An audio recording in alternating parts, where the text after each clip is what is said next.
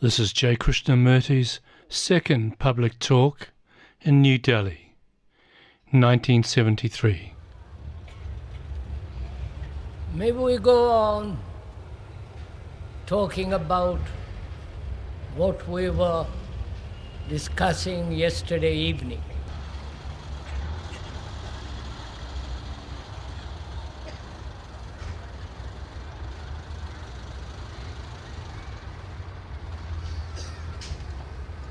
We were saying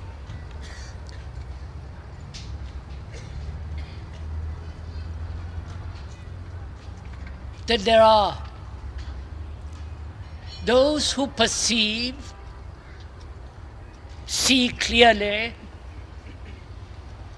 and those who conceive from those who have perceived.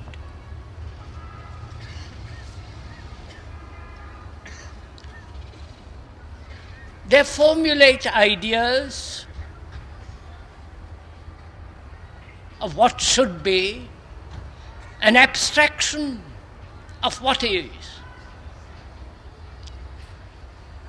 And most people throughout the world live on ideas, on formulas, concepts. And all our activity is based on those principles of ideals and ideas. And we live not directly with the problems of life, but the conclusions that we have drawn from the problems of life. Ideas are much more important than actuality. We never come face to face with the real, the everyday life, the everyday conflicts, political, religious, personal, communal. But we approach them with conclusions. Marx, Lenin, or the capitalist, socialist, or the religious people who have conclusions. And so we live a fragmented life. If you have noticed yourself, observed yourself, you would have seen how broken up we are inwardly, how contradictory. The contradiction lies not in the perception of the fact, but the conclusion which we have drawn from the fact. And I think this is very important if you are at all serious to understand this. Because we have broken up life into many parts, not only outwardly, but inwardly. Nationalism, capitalism, the artist, the businessman, the politician, and so on, outwardly. India, Pakistan, America, Russia, geographical as well as national division.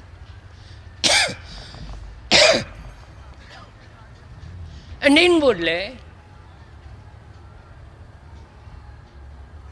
there is always the center as the observer and the observed.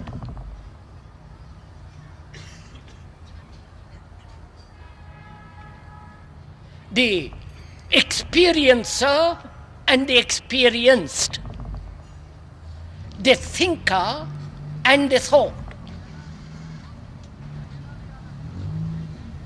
And inwardly we have divided ourselves into the higher and the lower, higher consciousness and lower consciousness.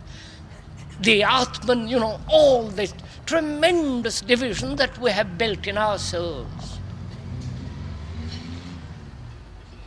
And our lives are fragmented, broken up.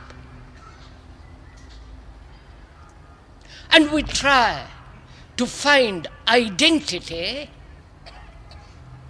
amongst these fragments.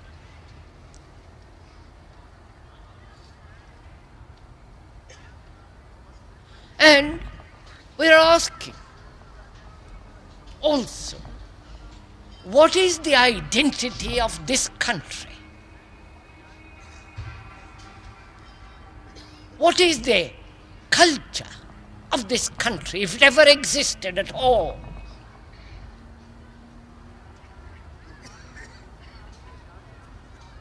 And it becomes very important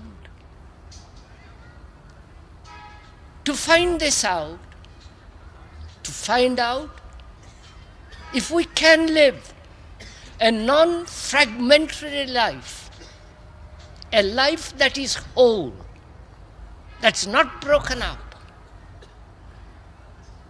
a life that is sane, and therefore a life which is whole is also holy.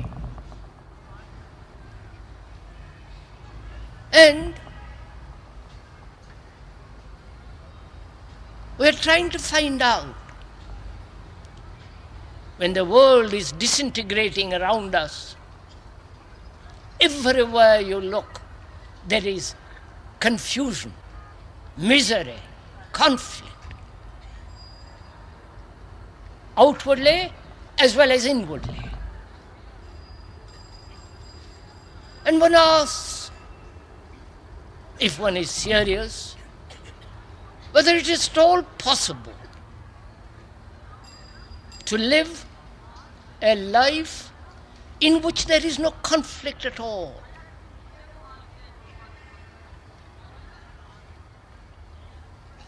There are those who assert contradiction is necessary. Out of contradiction, a synthetic action takes place.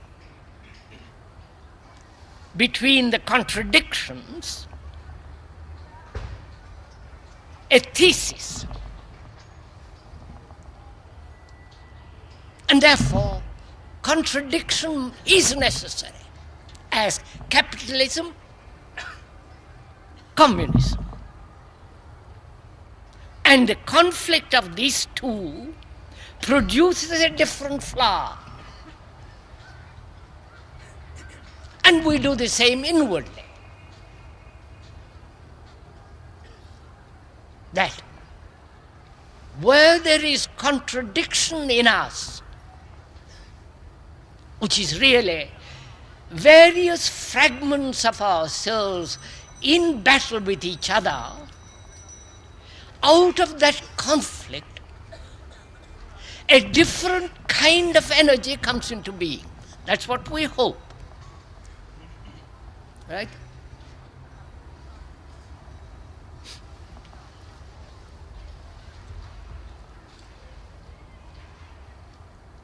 And is it possible in a world that is perpetually in battle, not only as war, but the battle of relationship, the battle of power, position, the corruption that is going on at every level of our life? Is it possible to bring about a different kind of energy, of which we touched yesterday, which will solve all our human problems. Because as we pointed out yesterday, education has been the cultivation of the known, and therefore conformity. I hope there are some educators here.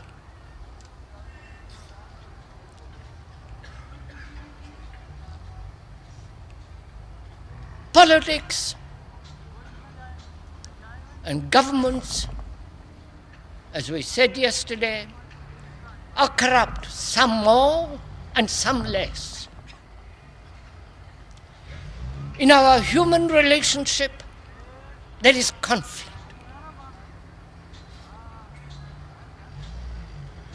And when you see all this around you, and you realize there must be a radical change in the social as well as in the human structure, not biologically but psychologically,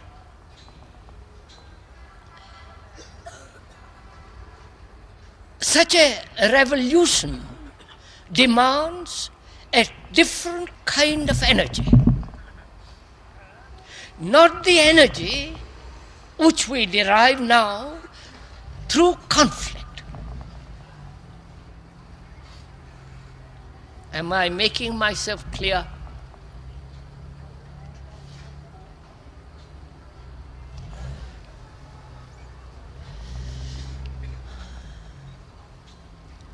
Sirs and ladies, may I ask, how do you listen to what is being said?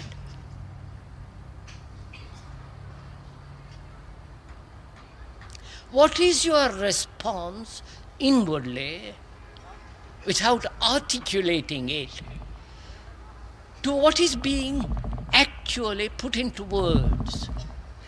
How do you translate what you hear? Do you translate it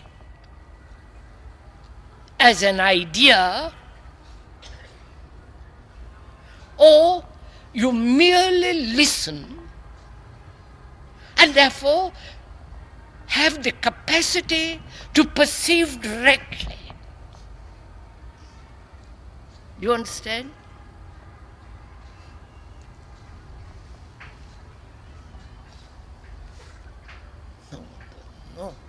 No. In there,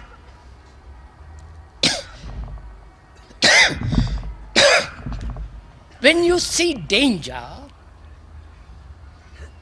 there is a direct perception and you act instantly.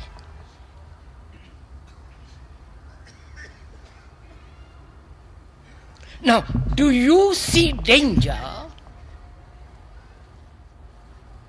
in the world? What is happening around you and what is happening inwardly? See it directly. And therefore, when you perceive directly, there is instant action. As there is, when you see danger, there is instant action. So, are you listening and therefore seeing the danger actually of what is happening? Or are you listening to words and from that draw a conclusion with which you agree or not agree and therefore postpone action? Am I making myself clear? So, it is important to find out how you are actually listening. Whether you are listening at all.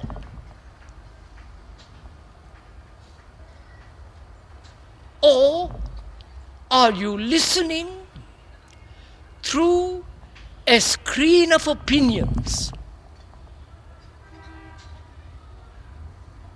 Through a screen of certain, your own judgments,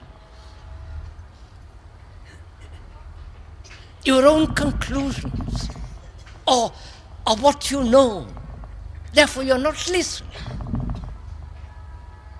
Because the speaker has to say something. He wants to convey something to you.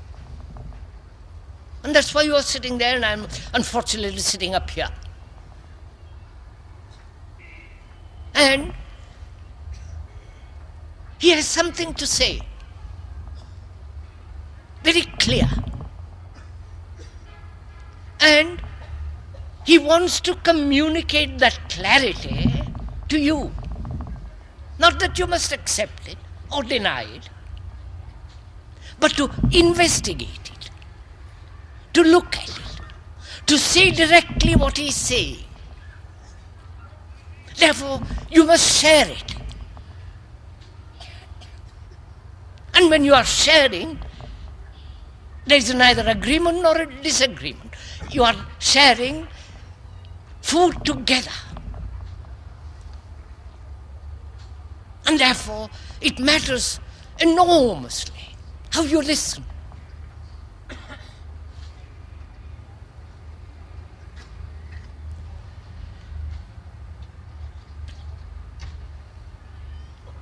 Because what we are talking about is not at the verbal level or at the intellectual level, which is always functioning in the field of the known. I wonder if you get all this. I'll have to go into all this with you present, I will. So first of all, as we were saying yesterday, you are the world and the world is you. That's a fact. Do you see it directly and therefore act? Or do you listen to that statement and draw a conclusion and act according to that conclusion and therefore not act? You've understood what I have said? The world is you and the world, and you are the world. You are the product of the culture in which you have lived. The culture, the religion, the language, the food, the climate, the tradition, the books. All that is in your consciousness. So you are the world. Your consciousness is the consciousness of the whole of humanity. Now, you listen to that. How do you act? What is going on in your mind?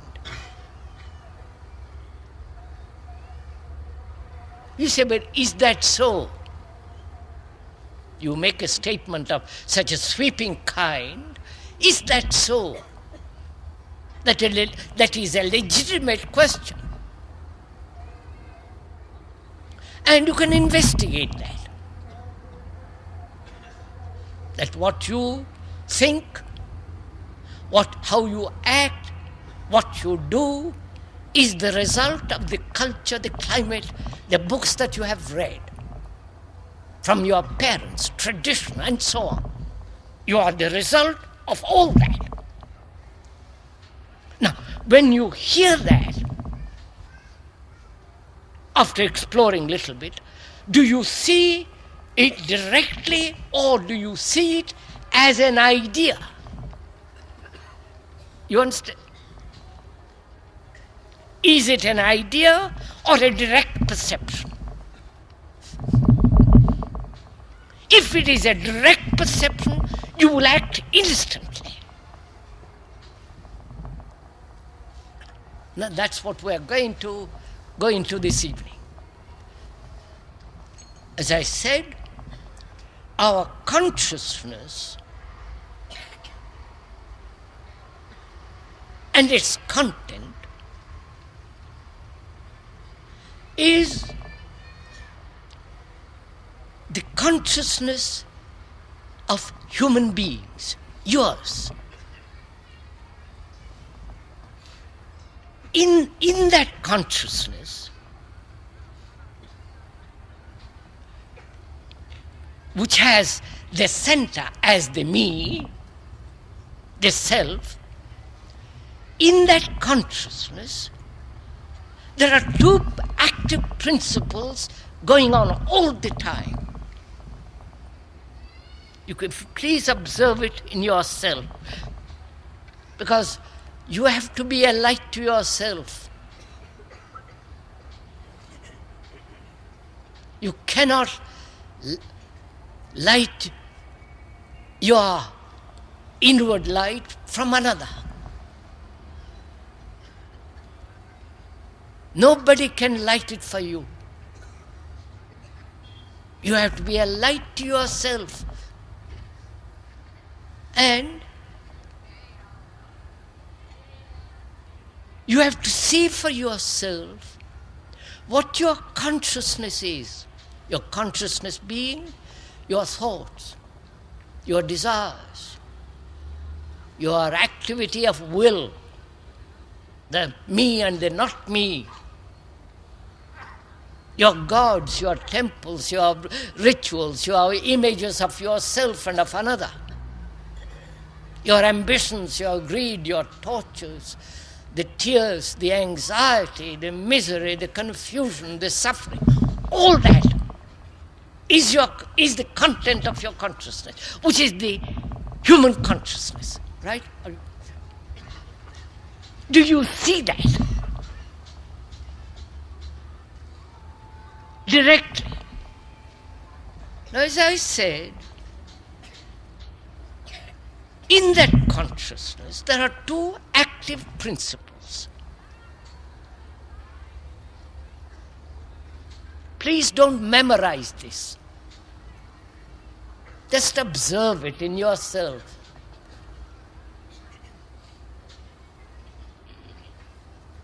If you don't observe it in yourself, you will not be a light to yourself. When the world is about you in chaos, in darkness, and it always is, you have to be a torch in yourself, a light, clarity, because you are the world. If in your consciousness there is a transformation, you are transforming the consciousness of the world, of the human beings.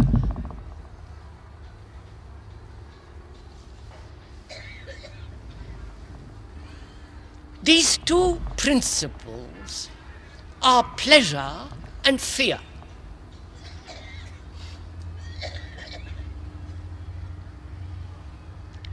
Pleasure in various forms and fear in multiple shades of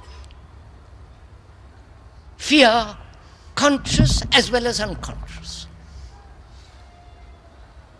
In yourself, if you observe closely, there are these two principles in action all the time.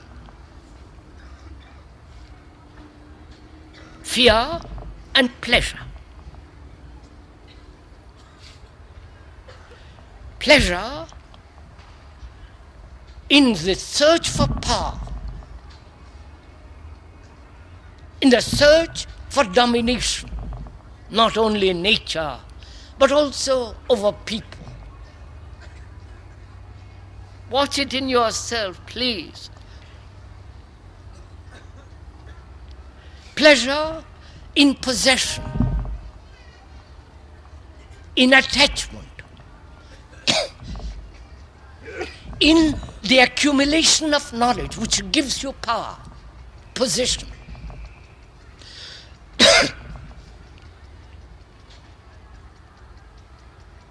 in the cultivation of the intellect.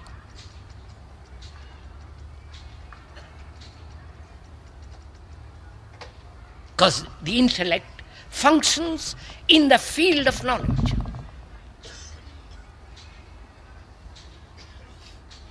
There is the pleasure of sex, the pleasure that you have when you see a beautiful sunset, when you see a mountain against a blue sky, the pleasure of reading a beautiful poem or a bird on the wing. So there are various forms of pleasure. And also there is this fear.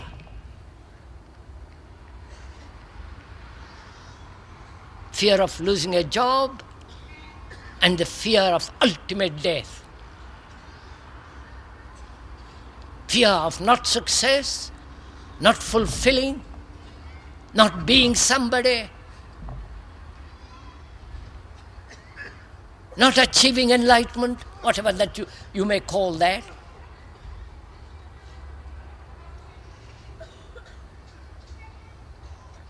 Fear of being alone, fear of loneliness, fear of not being loved. So these activities are always going on in our mind.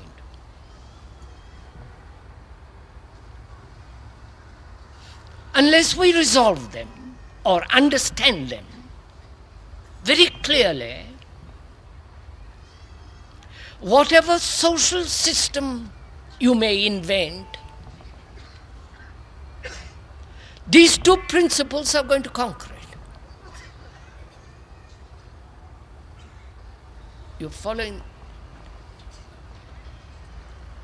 So it is utterly important to understand this, the nature of pleasure and the fear that is constantly there. Whether you are conscious of it or not, it is always there.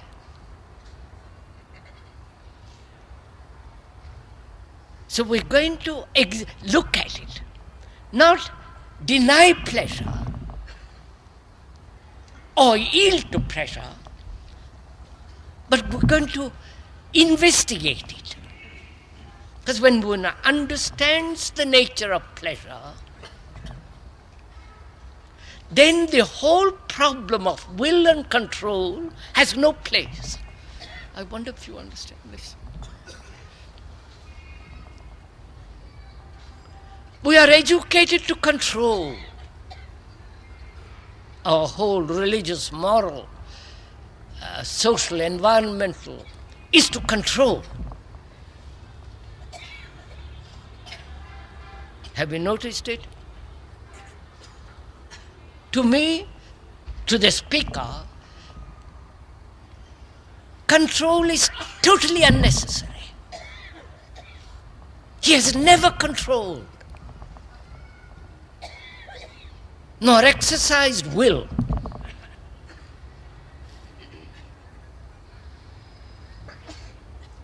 And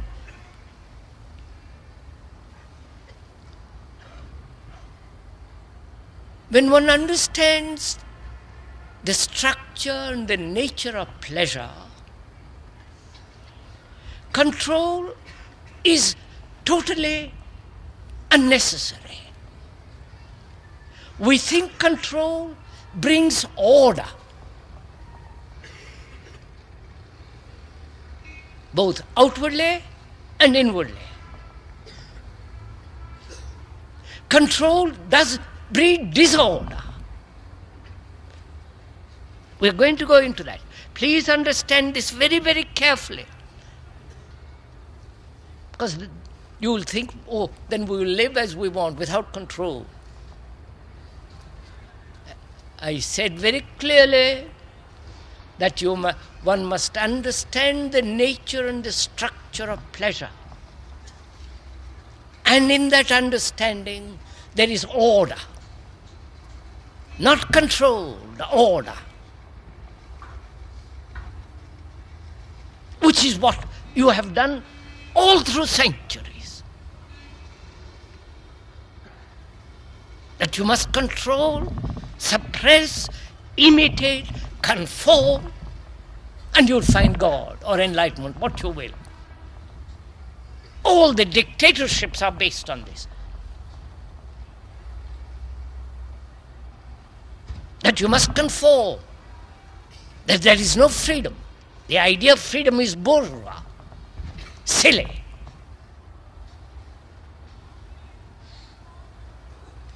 But to understand what it means, the whole meaning of pleasure,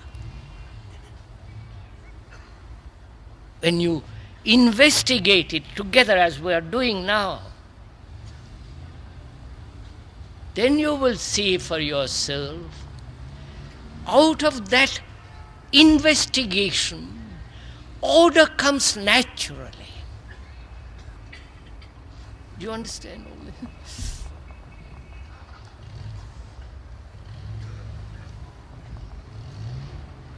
Now, we are aware, aren't we, that around us there is great disorder. Politically, religiously, ethically, in almost everywhere there's such disorder, confusion. And we cannot live in disorder. The brain demands order. Because in order there is security. And the brain can only function when there is complete order.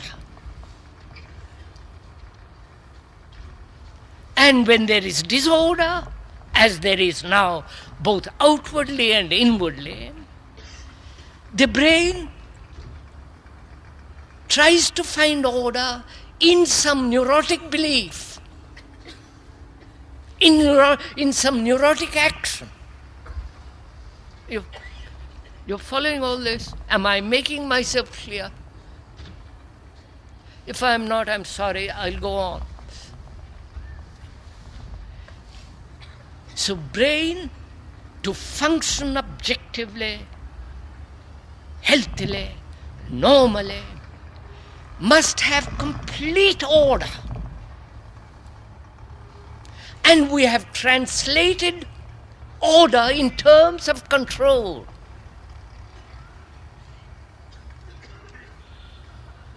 And therefore, the brain chooses in that control a neurotic behavior in which it finds security.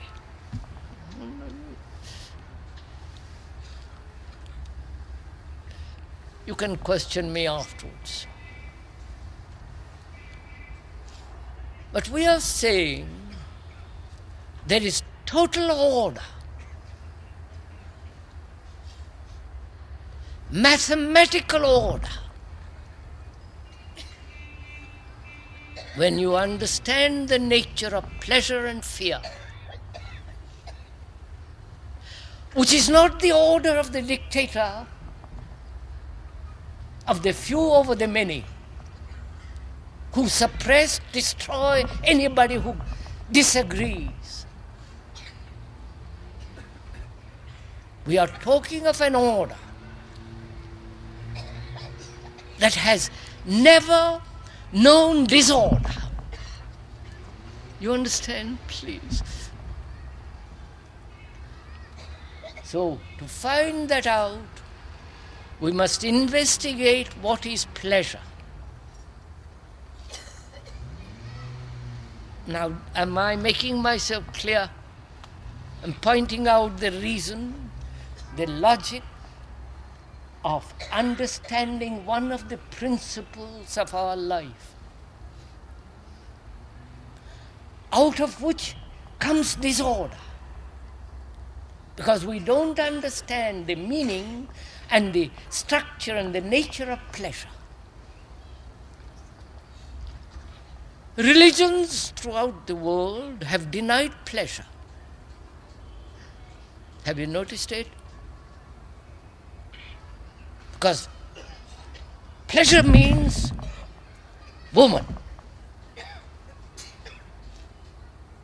Beauty means woman.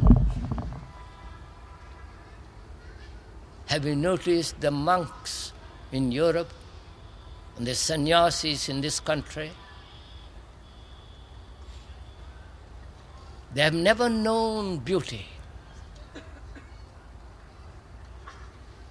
Not the beauty of a woman, but the beauty of a cloud, the beauty of a morning full of delicate sky and light and warmth.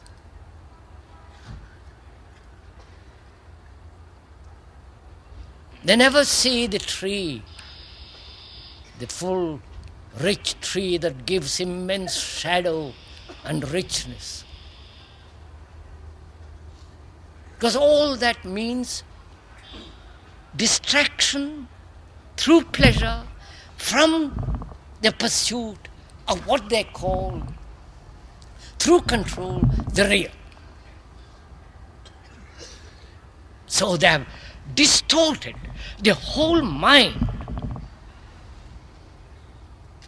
And that's your religion, in which you totally deny the beauty of the earth,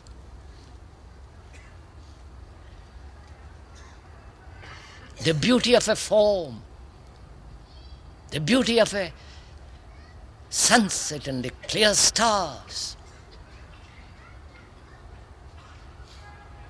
Because that will encourage pleasure.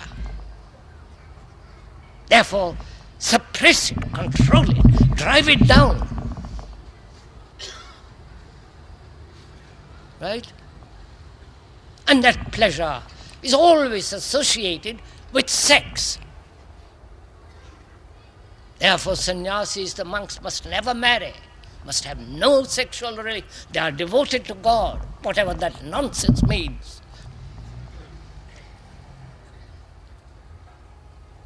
Because they have not understood pleasure.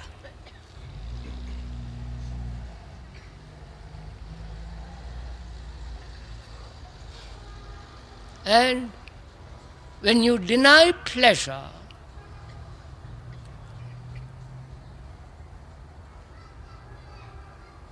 you are destroying part of the brain that can function only in the totality of the world of nature, the world of laughter, the world of perception.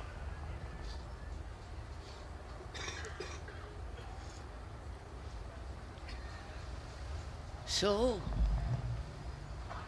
we must understand for ourselves that is shared together, you and the speaker, the nature and the structure of pleasure. What is pleasure? You understand? Which man is always pursuing in different ways.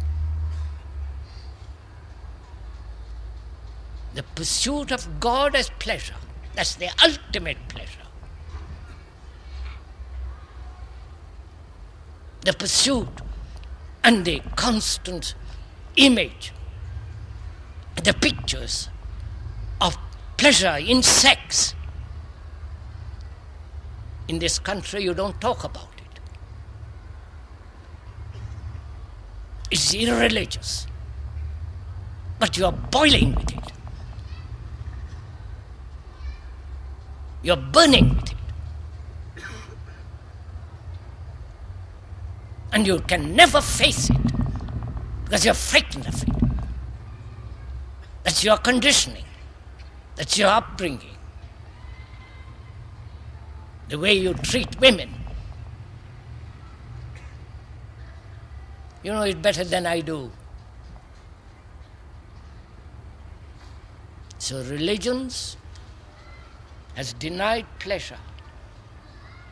And that's one of the fundamental reasons of disorder.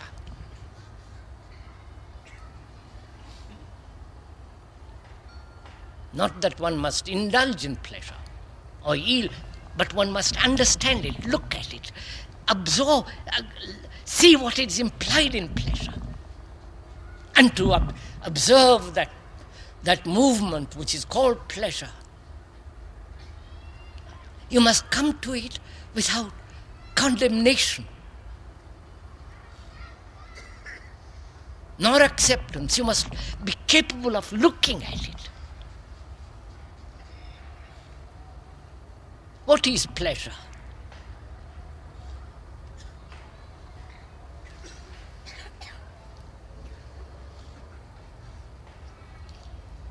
Have you ever thought about it?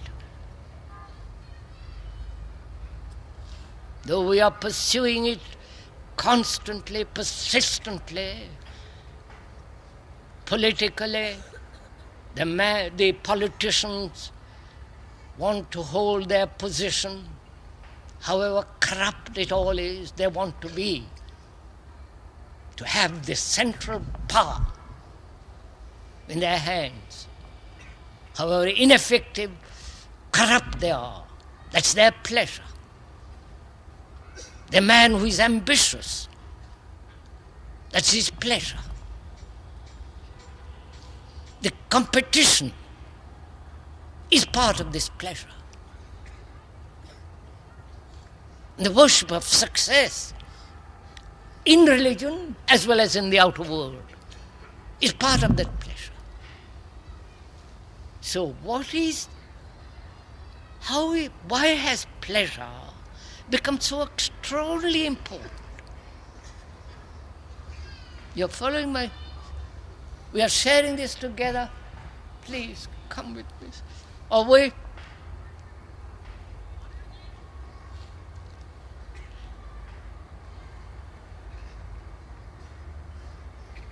What is pleasure? And why is the mind so occupied with it?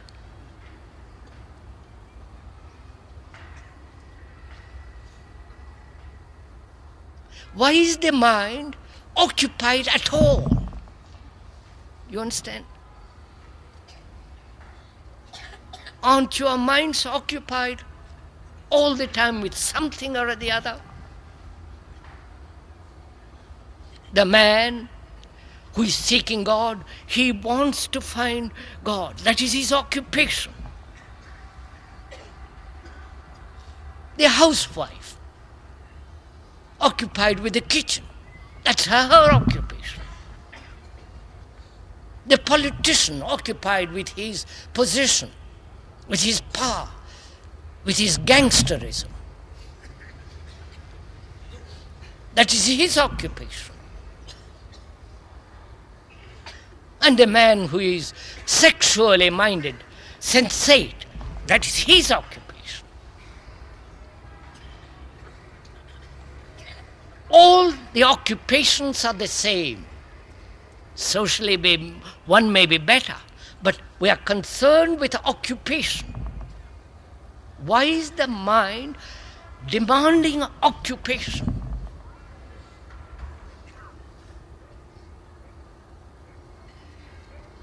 And because it is demanding occupation, the mind demands to be occupied with something, and pleasure becomes very important, greater than anything else.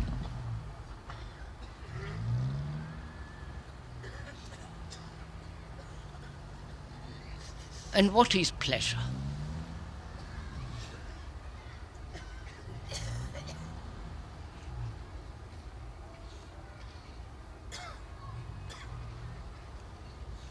Look at a picture, a painting, a car, a woman, a beautiful sunset. Look at it. What takes place?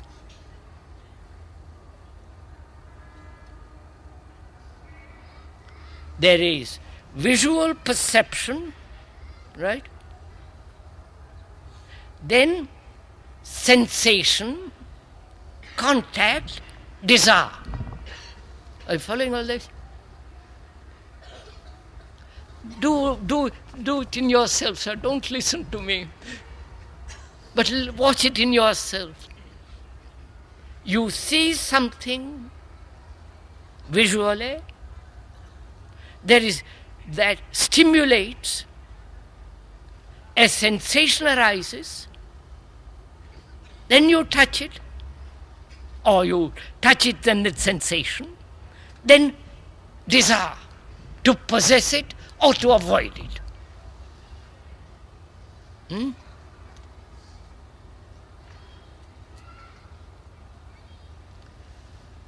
And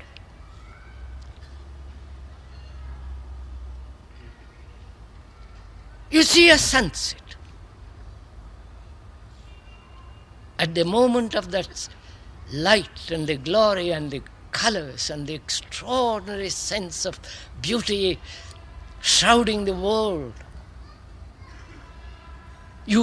at that moment, there is neither thought nor you, but that extraordinary thing in front of you.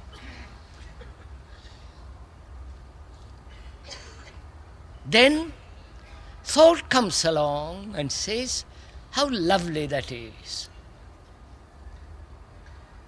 How beautiful.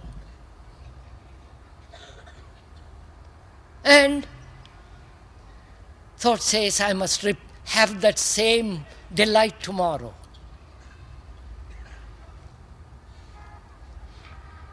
You're following this?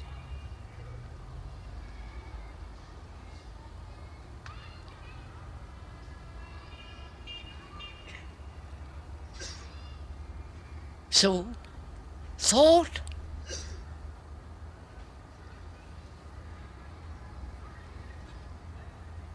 interferes and gives a continuity to something that is over.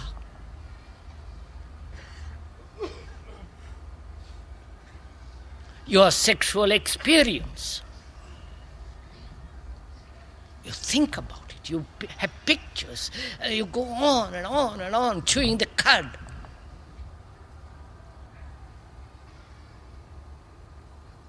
And that is thought nourishing, sustaining that which has happened yesterday.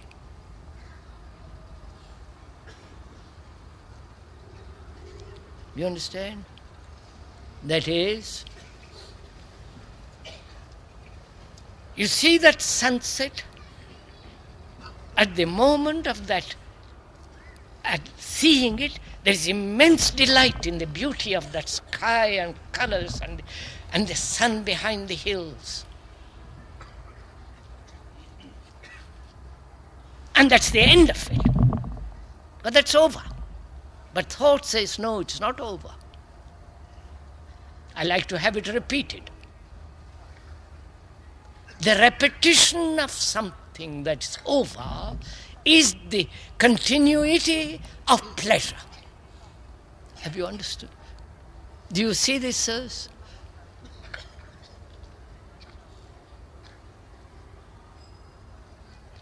Right. Now wait. Then let us look at fear.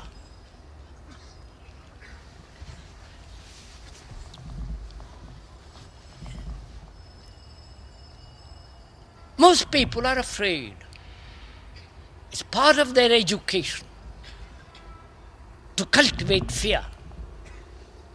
Fear in school, fear at home, fear in college, fear in university.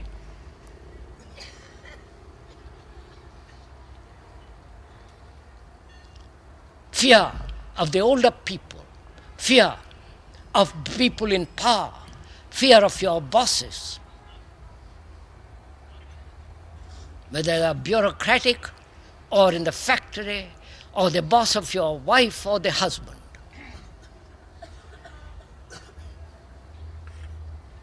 We are educated in the field of fear. Fear God.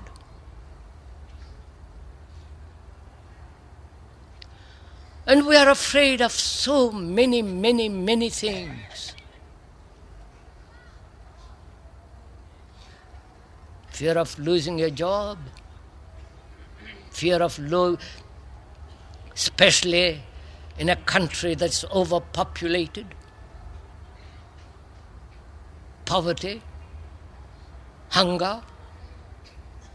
There are all the biological fears, physical fears of snakes, of disease, and the repetition of pain tomorrow, and be afraid and be frightened of that pain recurring tomorrow.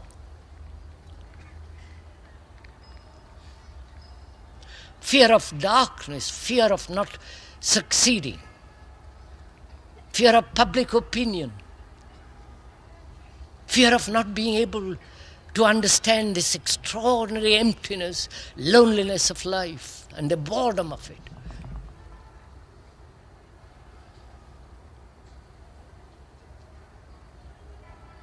Look at it yourself, sir. You are frightened, not me, you. Look at yourselves, how scared we are.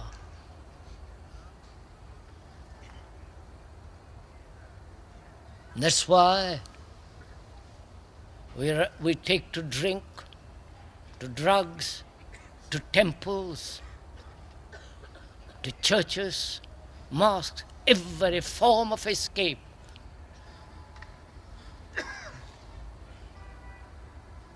Now, can fear end?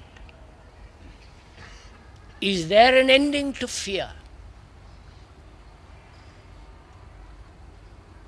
Not to one particular form of fear of which you may be, which you are caught in, but fear as a whole. You understand? Not a particular fear. When you understand the nature of fear as a whole, then you can deal with the particular. But if you cannot understand the whole if you want to resolve the particular. Right? You following all this? I wish I could convey all this in a few words, and it's yours. But unfortunately that cannot be conveyed in few words. It can be if you really listen, if you feel intensely at the same time, at the same level, with the same intensity as the speaker, then you and I have understood it. Words are not necessary. That's love.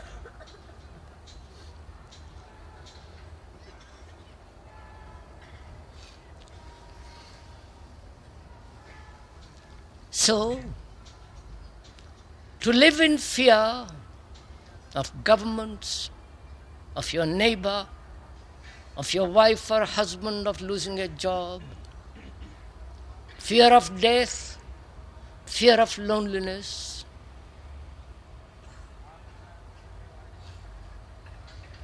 that's the human lot. And shall we deal one by one these various multiple forms of fear, or go to the very root of it? Shall the tree be trimmed, or the tree of fear at the very root, understand it and end it?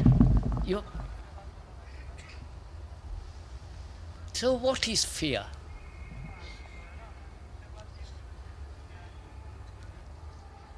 Because if you don't understand fear, every human being will exploit you. You are an easy prey to the priest, to the politician, to the guru, to your environment. You are an easy prey, you are exploited.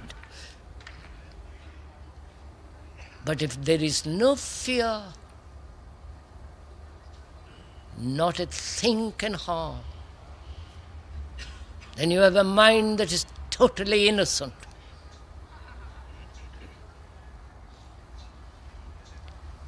But most of us live in the shadow of fear. Now, can that fear end? Not at the end of your life,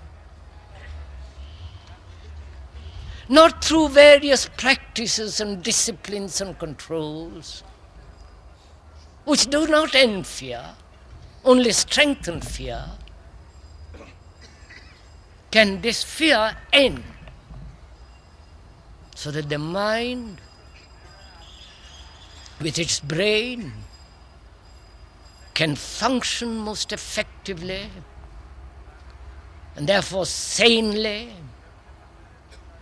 and healthily? So it is very important to understand fear. Fear, which is part of your consciousness. As part of your consciousness is pleasure, so is part of this is fear. Conscious, hidden, or obvious. Now, having stated this, what is fear?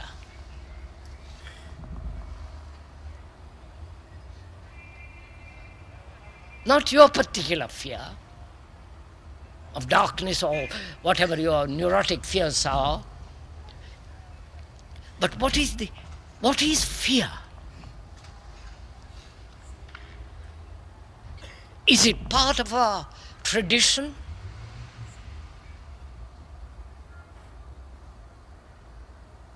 Part of your culture? Part of your education? Part of heredity?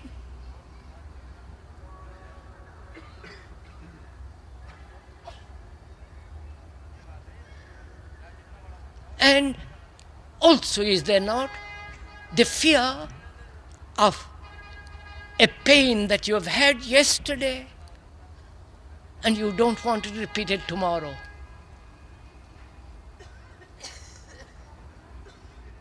The fear of so many things.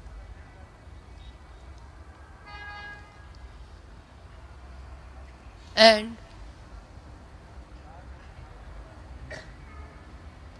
can the brain, which has been nurtured in the culture of fear, please follow all this, can that brain ever be free of fear?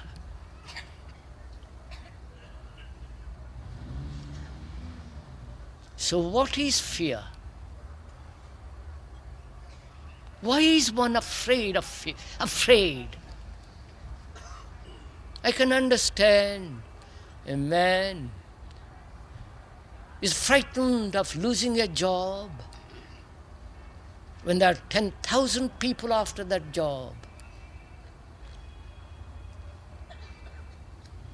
One can understand the pain and the fear of not having that pain again.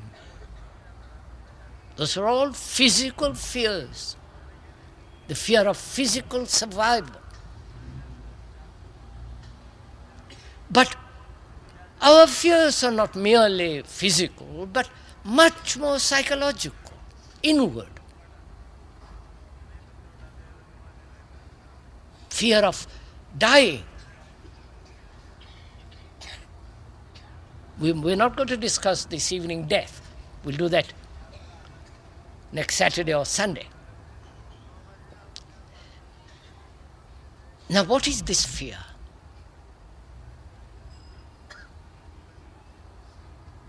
Is thought responsible for this fear?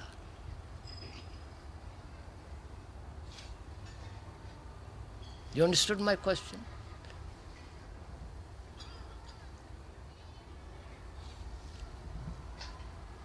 I've had pain yesterday, last week. And that pain has left a mark or experience as knowledge on the brain. Please follow this little bit, not very difficult. That pain of a week ago, which was an experience, and that has become the knowledge, and that pain, thought says, must not be repeated tomorrow. Let me find a way, escape from it, drug, whatever it is. Don't let it occur. So there is fear. Having had pain and fearing that it might happen tomorrow.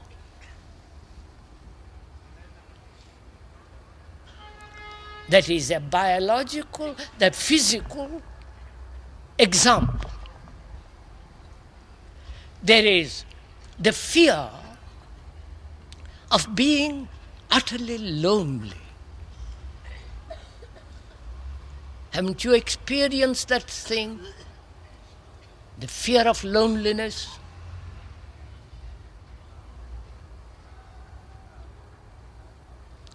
And thought says, I am lonely. It becomes aware of its loneliness. And that awareness breeds this fear. Right? So, thought is responsible. I'm cutting down because I haven't time to go on more and more in detail. Thought is responsible for the pursuit of pleasure and the subtly sustaining pleasure. So the question arises from that.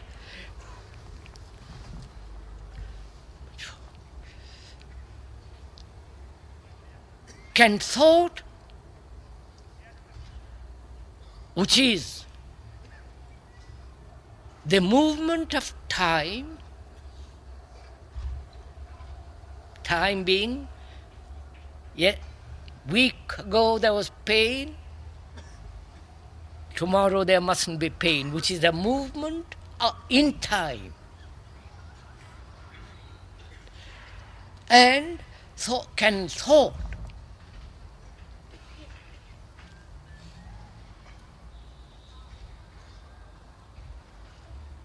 be independent, or rather thought be free not to continue? You understand?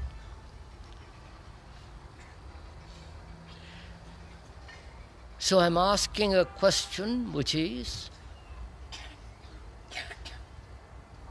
what is the function of thought? Is it to sustain pleasure, nourish it by thinking about it and pursuing it,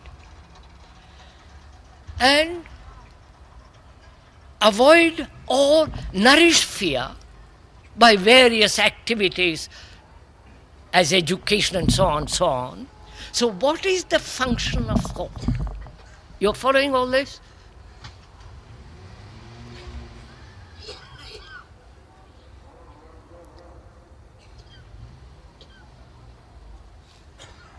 Can the pain of yesterday be totally forgotten? Not carry it over. The carrying it over is the function of thought, now as it is. Can that pain, or that loneliness and so on, can that pain end? There was pain week ago, that's the end of it. there was that beautiful sunset. And that's the end of it.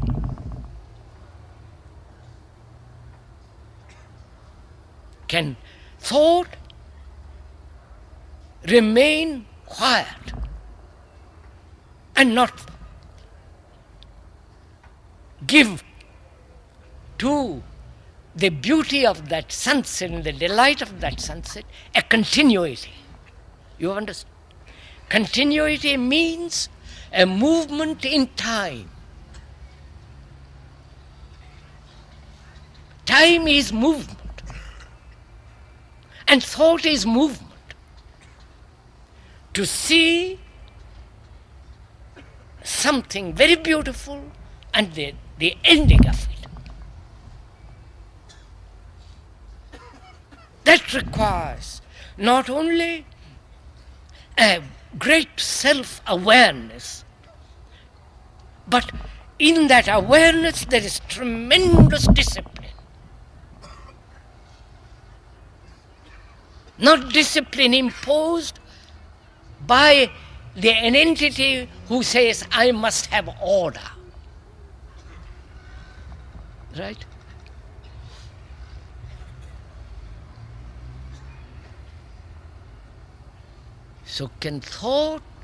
So what is the function of thought? If you understand that, then pleasure and fear do not breed disorder. There is an ending, or rather there is no continuity and the pursuit of pleasure.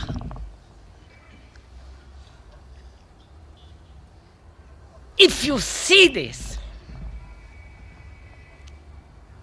then you have understood the content of your consciousness.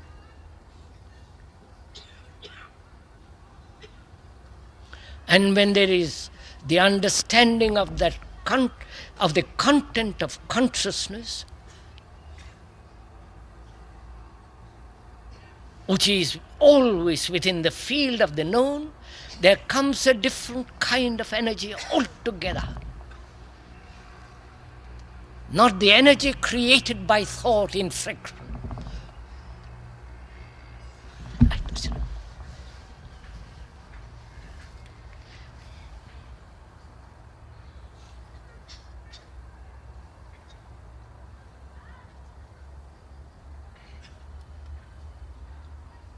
Do you want to ask any questions? Sir, you have not told what is the structure of pleasure.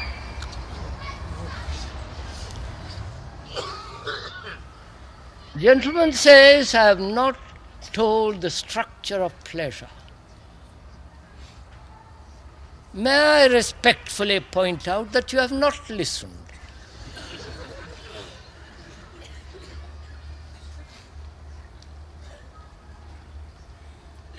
The structure of pleasure is not drawn on a board. The structure of pleasure is in yourself. You can observe it. And if you have not observed, then you are waiting for somebody else to tell you the nature of that pleasure, which I have been doing.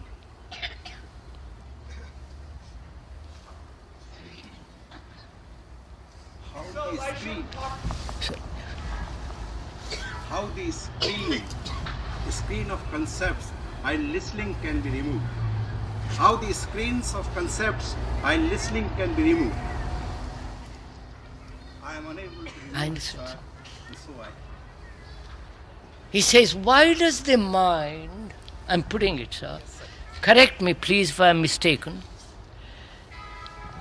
why does the mind, when it listens or sees something, listens to a statement or sees a fact, why does it draw a conclusion? And can that process of withdrawing from the fact come to an end? Is that the question, sir?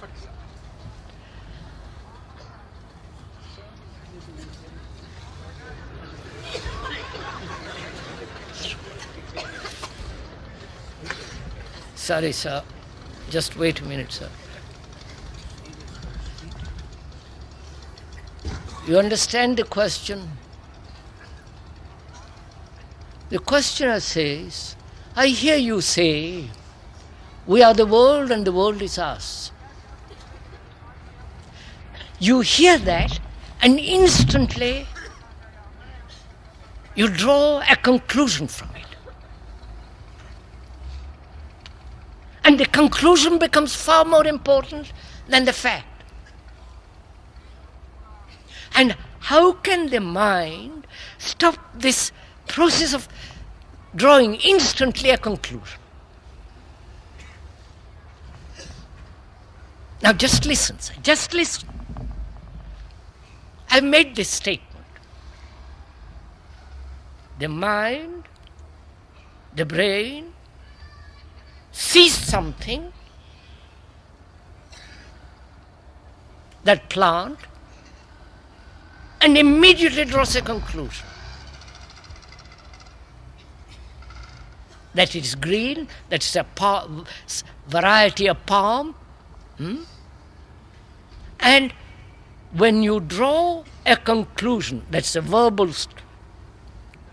statement of what the tree is, plant is, then you are not looking at the plant. Right? You are not looking at the plant. Which is important, to look at the plant or to draw a conclusion about the plant? You understand? Which is important. Wait a minute, I'll show you. Which is important, to see your wife or your husband or your friend as it is, as he is or she is, without the image you have about her or him. You understand? The image is the conclusion. And through a conclusion you cannot see your wife or your husband. But if you want to see your wife or your husband or your friend or whatever it is, you cannot have a conclusion. So you ask, which is more important? To see the person, the wife, the husband, the children as they are, or your conclusion about them? If your conclusion is more important, then you have a battle. Then you have a conflict. But if you see the utter necessity of a relationship and the responsibility in that relationship to see the person as he is, then conclusions don't come into it at all. Look, sir, all governments are corrupt. Some more, some less. You know what your government is, don't you? Yes, you know what it is. Now, you listen to that statement. And you have drawn a conclusion by saying, what can I do?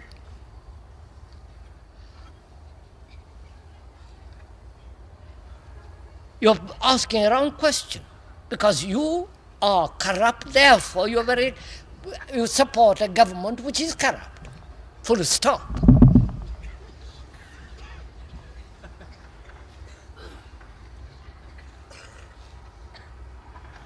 So conclusions are not necessary. We draw a conclusion because we don't understand the fact. The fact is violence. Right? You're violent people. That's part of your education, part of your culture, part of your heredity, your tradition. You're violent. That's a fact. But you draw a conclusion from it that you must be non-violent. That is, you have drawn away from the fact. You have gone away from the fact. And you think by running away from the fact, you're going to solve the fact. And you can never solve the fact of violence by running away from it, by having ideologies or concepts about it. You've got to face it in yourself. Right, sir. Agree that there can be good thought as well as bad thoughts, both from individual as well as social point of view. What are the criteria to distinguish between bad and good thought? What is the criteria, socially and morally, between good thought and bad thought?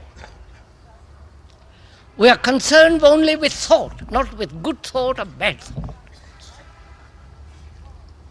If you understand thought, with all its depth, it has a tremendous social significance. Thought cannot create virtue. Virtue is order.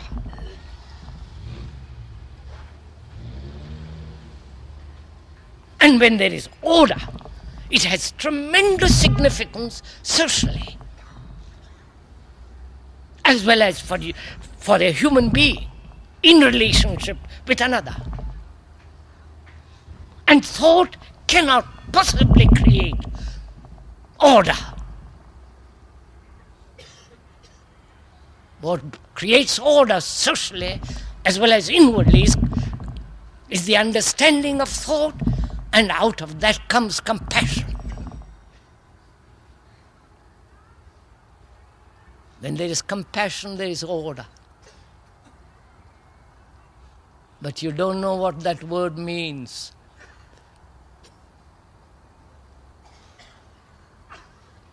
You only know it verbally, but you don't know it in your heart.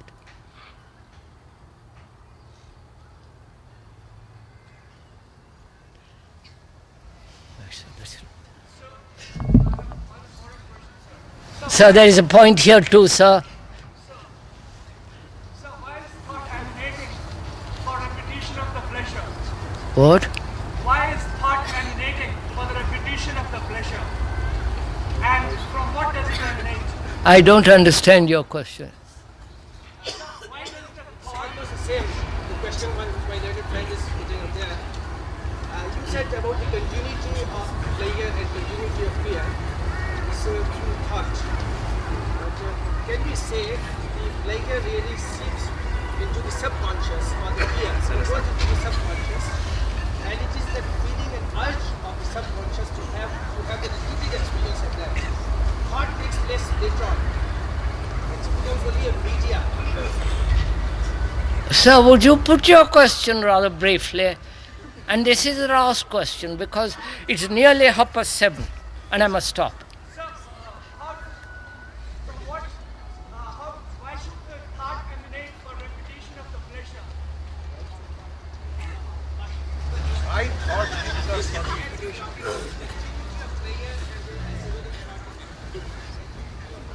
Sir, monsieur, my friend, sir.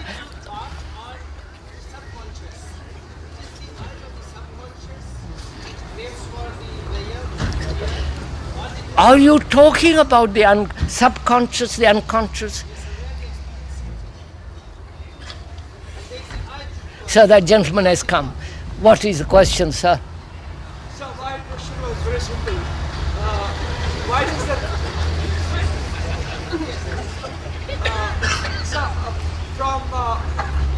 why does the thought emanate for repetition of pleasure?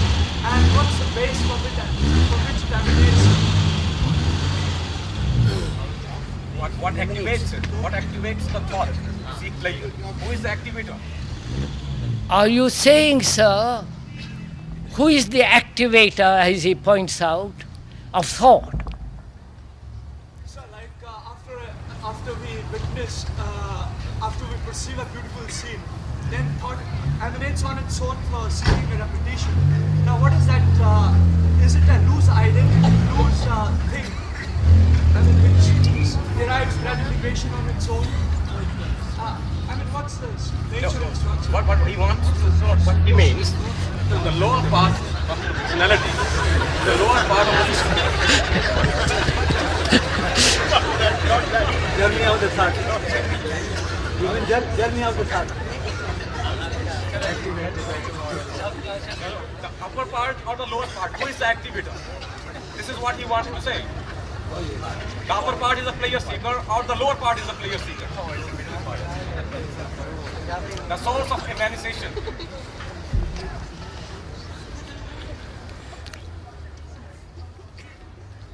Sir, would you sit quietly for 2 minutes?